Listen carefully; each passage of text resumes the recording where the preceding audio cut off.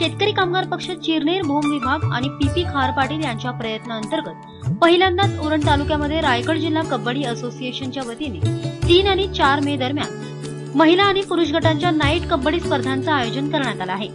या कबड्डी स्पर्धांचं उद्घाटन माननीय विवेक पाटील यांच्या उपस्थितीमध्ये माजी नगराध्यक्ष जय म्हात्रे यांच्या हस्ते संपन्न झाले।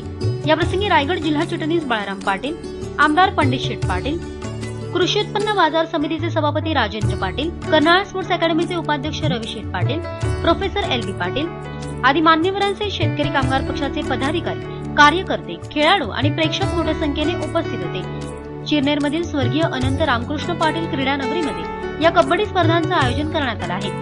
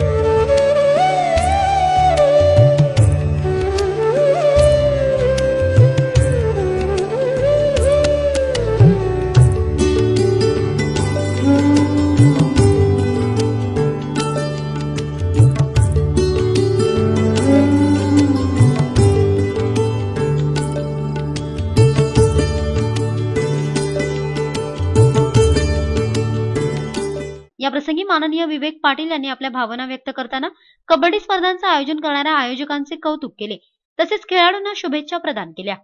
सुरुवातीला या क्रीडा स्पर्धांचं उद्घाटन झालेलं आहे असं मी जाहीर करतो आणि हे जाहीर करत असताना शेतकरी कामगार पक्ष उरण पूर्व विभाग आणि पीपी खार पाटील यांच्या सर्वांचं खरोखर मनपूर्वक त्यांचं मी अभिनंदन करतो आणि धन्यवाद देखील देतो। प्रस्ताविकामध्ये सुरेश पाटील यांनी सांगितलं का क्रिकेटला जेवढं महत्व आहे तेवढं कबड्डीला सुद्धा महत्व आलं पाहिजे असा प्रयत्न आम्ही करतोय।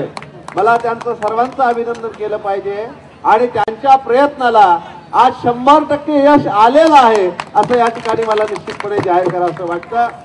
ज्या पद्धतीनं नीटनेटकं आयोजन, स्पर्धा सर्वच भरवतात, पण अशा प्रकारचं नीटनेटकं आयोजन संयोजन करण्याचं मान शेतकरी कामगार पक्ष आणि पीपी खार पाटील कंपनीने घेतलेला आहे, त्याचा मला साफ या ठिकाणी अभिमान वाटतो।